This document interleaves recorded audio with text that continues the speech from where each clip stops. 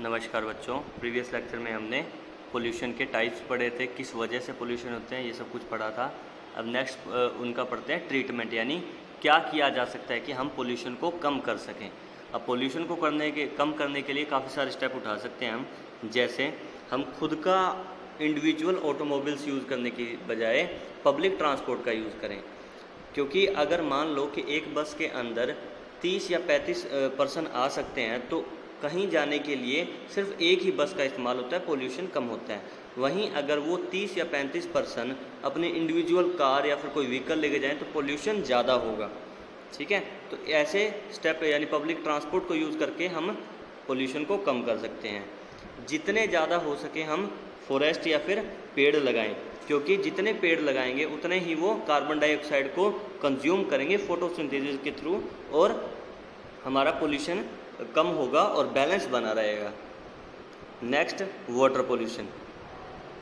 अब water pollution क्या है? कुछ भी अनवांटेड मटेरियल जो हमारे लिए अच्छा नहीं है, हमारे शरीर के लिए, हेल्थ के लिए अच्छा नहीं है, वो वाटर में ऐड हो जाता है, तो उसको क्या बोलते हैं? हम वाटर पोल्यूशन बोलते हैं। Whenever harmful substances such as sewage, toxic chemicals, silt, etc. get mixed with water, the water becomes polluted. The substances that pollute water are called water pollutants. जैसे एयर पोल्यूटेंट थे वैसे ही water pollutant हैं। अब किन किन वजहों से होते हैं? केमिकल्स, टॉक्सिक केमिकल की वजह से हो सकते हैं, या सीवेज के पानी से भी हो सकता है। ठीक है, कुछ ऐसी चीज़ें हैं जिनसे वाटर पोल्यूशन होता है। फिर नेक्स्ट है, However, recently a study by the Worldwide Fund for Nature found that Ganga is one of the 10 most endangered rivers in the world. The pollution level have been rising for many years. We have reached the stage because the towns and cities through which the river flows throw large quantity of garbage, untreated sewage, dead bodies and many other harmful things. अब जो हमारी पवित्र गंगा नदी है उसको भी हमने हद से ज़्यादा पोल्यूट कर दिया है।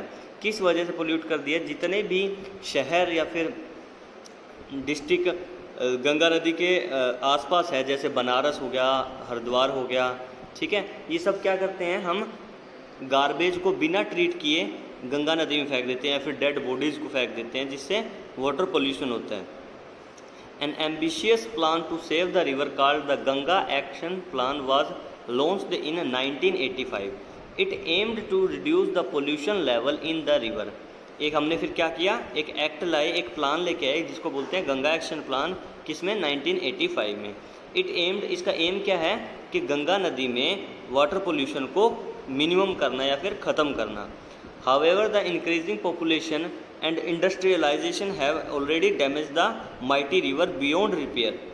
अब इंडस्ट्रियलाइजेशन ने और हमारी खुद की पॉपुलेशन ने ही उसको रिपेयर करने से भी मतलब बहुत ज़्यादा गंदा कर दिया है, या बहुत ज़्यादा पोल्यूट कर दिया है, जिसको शायद रिपेयर करना भी आसान नहीं है।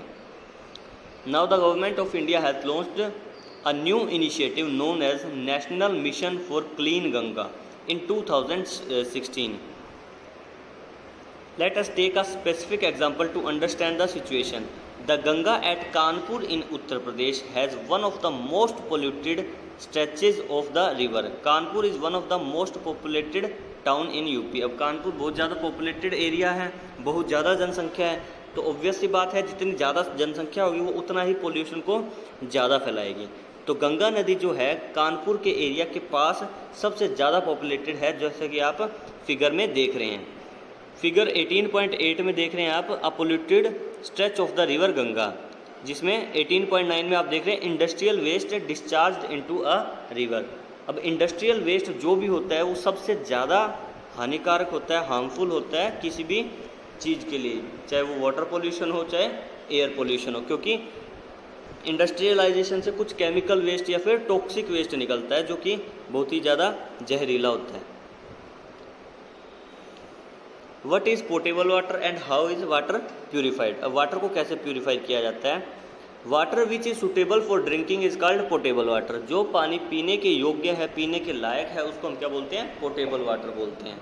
ठीक है, बिना वाटर को ट्रीट किए हम वाटर कंज्यूम नहीं कर सकते हैं, और जब तक वो ऑलरेडी प्योर ना हो। We must be cautious, we should not use more chlorine tablets than specified. अब वाटर को क्लीन करने के लिए क्या करते हैं हम, क्लोरीनेशन करते हैं। क्लोरीनेशन क्या प्रोसेस है जिसमें हम वाटर में क्लोरीन को ऐड करते हैं जिससे वो प्योर होता है, लेकिन क्लोरीन भी एक हद तक या फिर एक लिमिट तक ही उसमें ऐड किया जा सकता है। फिर नेक्स्ट है व्हाट कैन बी डन। अब इस चीज़ के लिए हमारा क्या है, एक फॉर्मूला है रिड्यूस, रीयूज़ एंड रिसाइकिल। इसका क्या मतलब है, रिड्यूस यानी हम चीज़ों का कम से कम इस्तेमाल करें, वेस्टेज ना करें उस चीज़ की। रीयूज़ यानी उसको दोबारा से यूज़ करें, ठीक है। एंड रिसाइकिल मीन्स उसको रिसाइकिल कर दिया जाए। जैसे इंडस्ट्रियल वेस्ट के लिए हम एक प्रॉपर प्लांट लगा सकते हैं, एक प्रॉपर मेथड या फिर एक प्रोसीजर कर सकते हैं जिससे जो वेस्ट हमारा एग्जिट होता है वो मिनिमम टॉक्सिक हो या फिर ज़्यादा टॉक्सिक ना हो, ठीक है। इसी के साथ हमारा चैप्टर ख़त्म होता है। आज के लिए बस इतना ही, धन्यवाद।